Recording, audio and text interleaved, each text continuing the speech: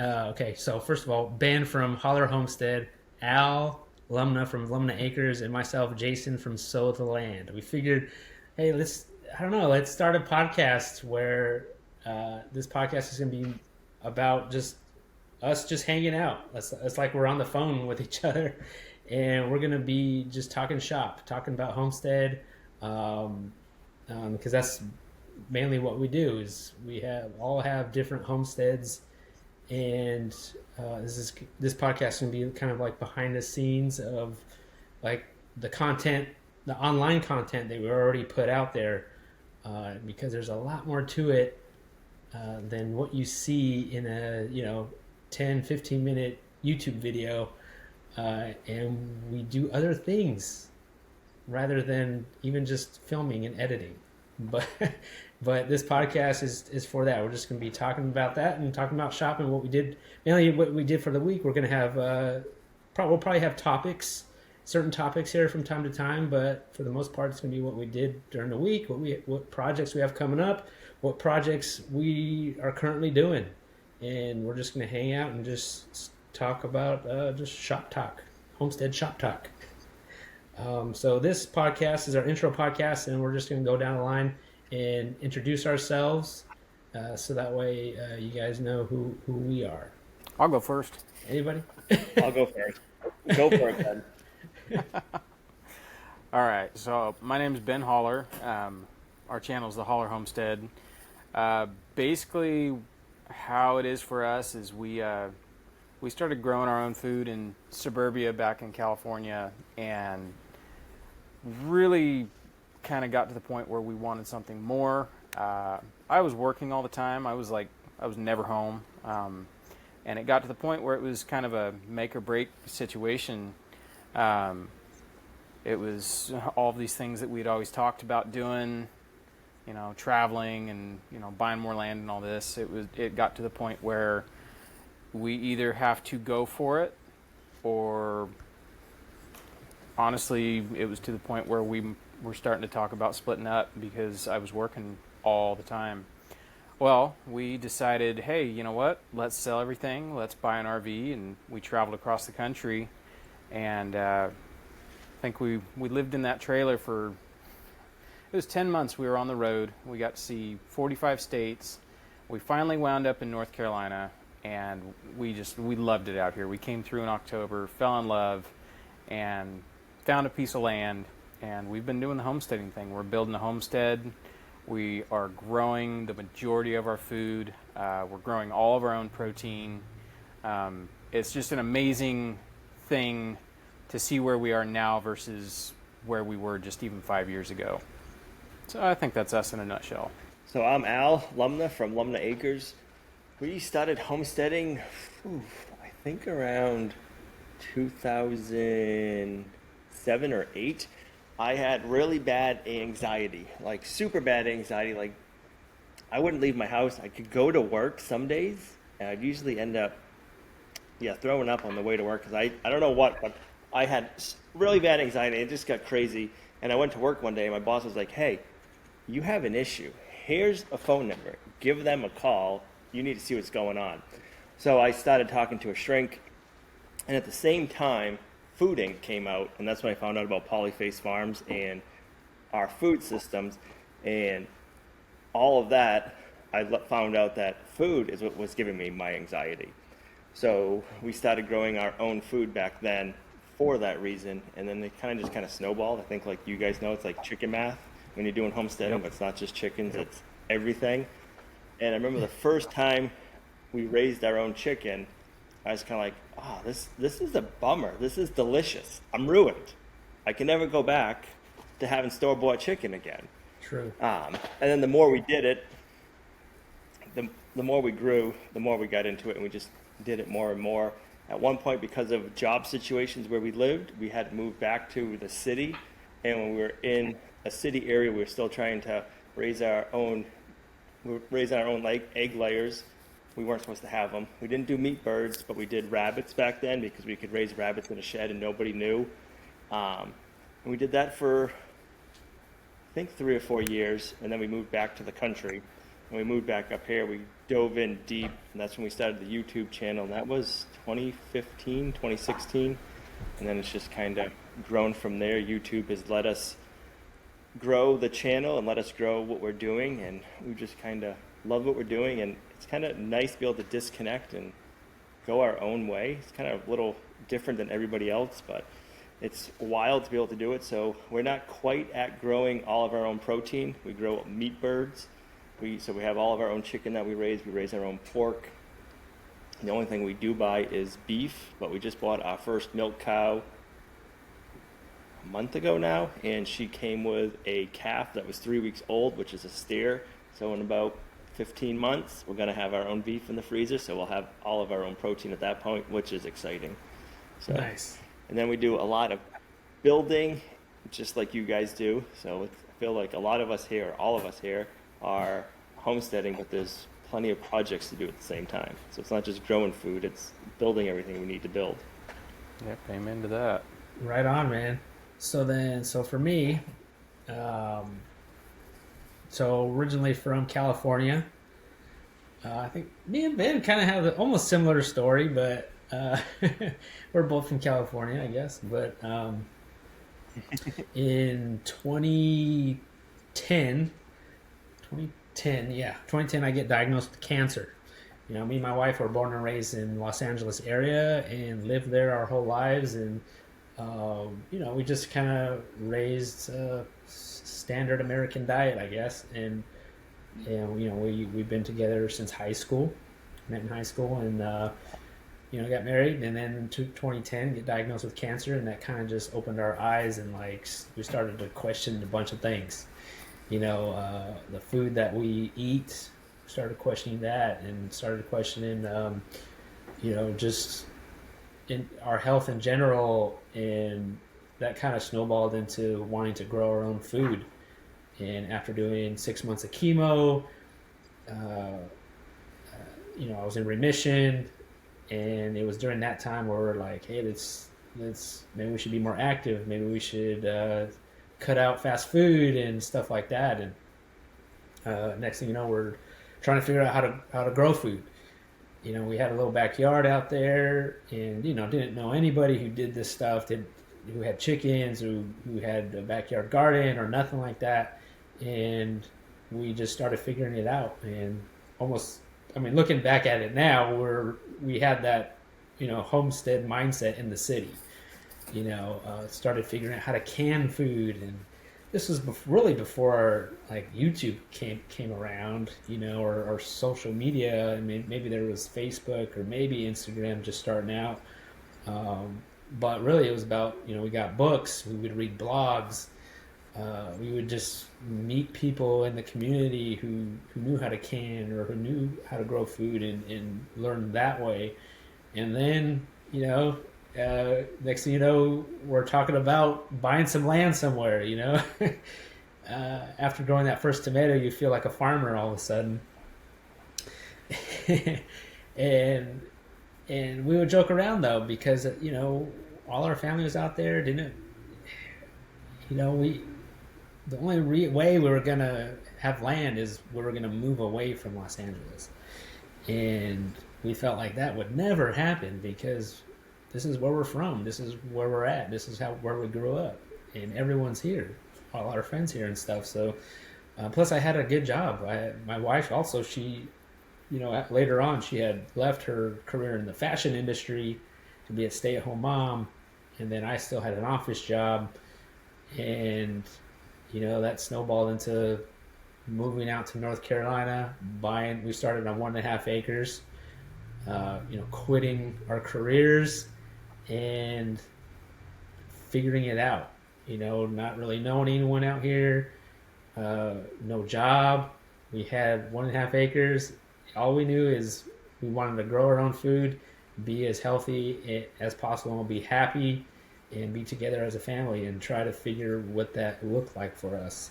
And then it wasn't until a year after we moved out of California, we started our YouTube channel, and then started growing that. And then really, for me, it was all about just doing odd jobs at first.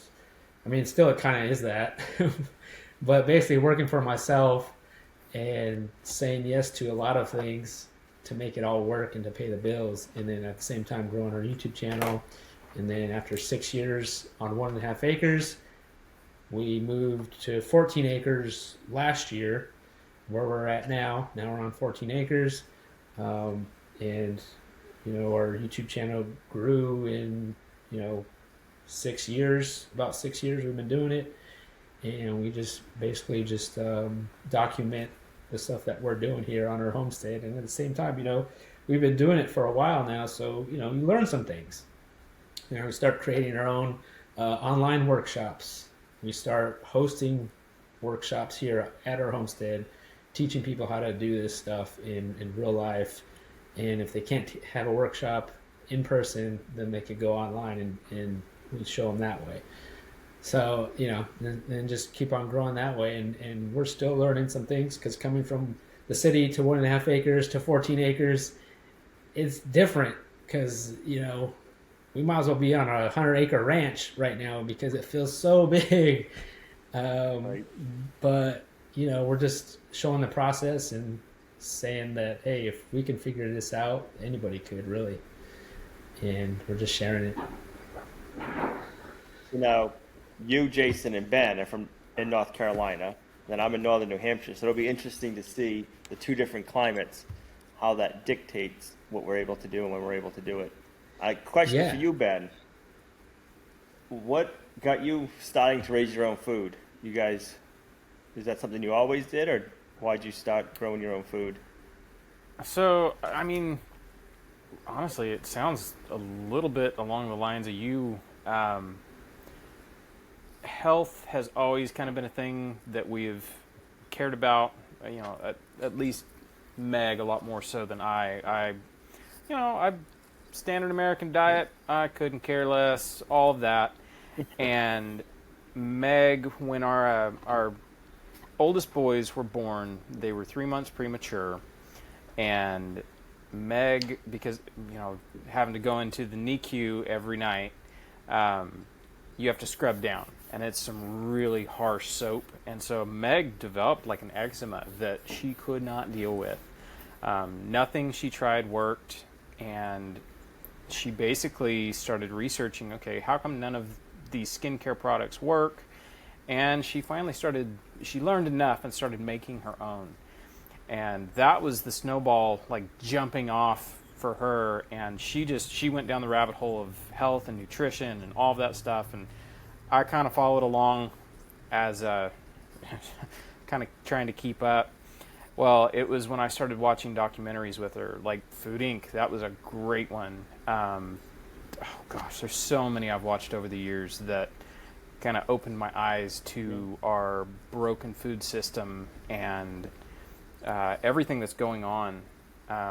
And so as we were on our food journey, because, we love food, and we started growing our own food just because you have a little more control over what you're putting in your body if you're growing it yourself. It was kind of the point where we'd ripped out almost all the grass in the backyard, and we were starting to plant stuff in the front yard, and we knew we needed land, and we started looking farther and farther away because land is so expensive in California.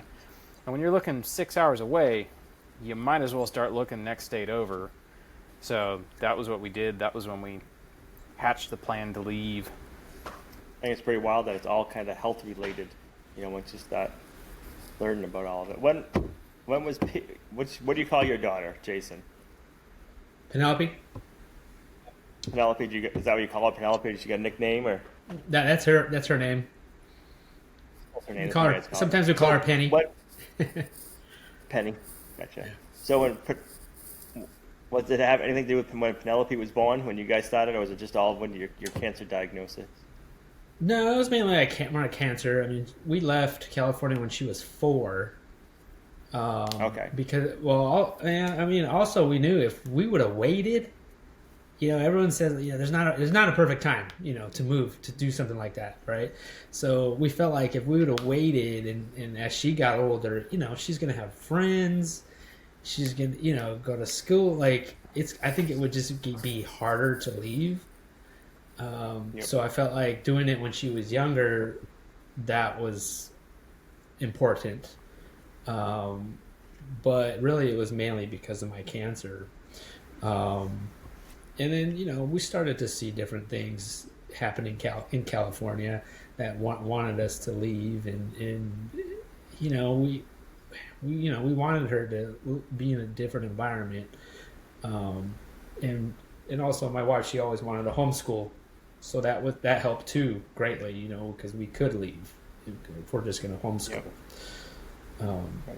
So yeah, I know it's funny how health is huge. I think that for a lot of people, I think that is the decision, that is the reason why we do all this. Unfortunately, I think too, once kids are involved, when your kids are born, you kind of, I don't know, it's because you're starting to raise your kids and your eyes start opening more because you're caring about a little one. Because I grew up on the American diet, like it was fast food. It was in high school. I went to like Burger King, probably Friday, Saturday, Sunday night once I had my license and stuff like that. It was, it was how much candy could I eat throughout the week? Could I save my lunch money up, not eat lunch, and go to the convenience store and buy Snicker bars? But once you, once we had kids, it's different because you care more about their health, and I guess you do your own. It seems like. That's true. You start reading labels, and you're like, well, when I grew up, I ate all this stuff. I'm like, why am I all of a sudden concerned? But it's weird. It's when you have to take care of somebody, then you really care about that stuff. So I'm 42, I think. How old are you guys? I just got another question. Food related, kind of. I'm 44. 44. Yeah, I'm the baby here. I'm 37. 37. I'm just curious. We grew up eating fast food and junk food. I would say it was probably better ingredients in the junk food back then, but I don't know that. So I wonder if that kind of has something to do with it. I would agree with I you. don't know. We've had conversations. Stuff doesn't there was like a drop off point where it's almost like food changed. Some on where maybe like 2008, somewhere around there, food just didn't taste the same. It's like they cheaped out on ingredients. I don't know if anybody else has ever talked about that or noticed that, but that's something we've talked about with a lot of people. Yeah, we noticed that a ton. Like, growing up, it was like McDonald's tasted good. I'm not saying it was good for you, but it tasted better. I mean, we haven't had it for, it's probably got to be 8 years, but last time we had it, it was like, this is gross. Yep. But I know back in the day, they used to actually fry their French fries with lard. So it must be, I'd love to know, like, what year all these big companies started changing their ingredients from real sugar to corn syrup and just all the preservatives and additives. Yeah, I heard that too. I didn't know McDonald's did that with their fries. I heard that recently from someone, but that's interesting. Because they used to fry in lard, and then when they started using vegetable oil, they had to start adding MSG for flavoring, because they weren't getting the flavors they were getting before from the lard. I know. I haven't had fast food in so long. I think last time we were in California was probably like that Baker Creek thing. It was like 2 or 3 years ago. I think it was like 3 years ago now. And we hadn't been back to California prior to that, probably like in, I think it was like a few years or maybe more. And we went to this event out there, and we always used to go to In-N-Out Burger, right? Like growing up, there was this place called In-N-Out. Yep. Ben probably knows. And so when we went back to visit, we're like, let's go to In-N-Out, right? Because we haven't been in so long, we kind of miss it. And so we went, and our daughter, I forget what she did not want to eat it. Our daughter was like, no, do not eat this food. She's like, do not eat. We're not going over there. It's fast food. No, it's not good for you. She already has that mindset of like, no, we're not eating this. And so she didn't eat it at all. She did not want it. And so me and Lorraine, we got a burger and some fries. It was already like 9 o'clock at night, and we ate it, and we're like, yeah, this is not that great. Like, I don't know if we got used to this homemade food, and all of a sudden we go to that and we're just like, it was different. I remembered it different, but it's just kind of funny. That's almost exactly our daughter didn't our want to eat experience. it, but here was. We kind of had the same experience. We ate that, and it was gross. It did not taste the way it used to. It was disappointing. I remember being really disappointed. Yep. I blame it on all the home cooked meals that we all have now. Real food. Yeah, Knowing what it's supposed to taste like. nothing compares. It's like Nope. like you said, you have that homegrown chicken, you have that homegrown tomato.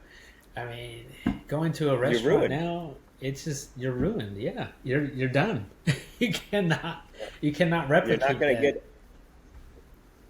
Nope, you're not going to get any better food anywhere else. Like if we want to go out to dinner, it's kind of like you go out to dinner. It's like I just wasted $50. I could have cooked something better at home. The But only way we sometimes go you out. want to be able to go out and not have to. No, I know. The only way we go out now is if we just want a break. Yep. Don't want to have to cook. Or my wife really, like she knows all the cooking, but that's really the only reason. But other than that, yeah, we always cook. Yeah, guys, this is cool. We want it to be a weekly podcast that I'm gonna post every Friday. Don't hold me against that, but that is the plan for now. That we're gonna record beginning of the week, and then I'll post it on podcast platforms by Friday or on Friday. So cool, guys. Okay, well, thank you guys for listening to this first podcast with Al, Ben, and myself, Jason, and hope to see you guys in the next podcast. Or no, not see you, but you can hear us in the next one. All right, thanks. Bye.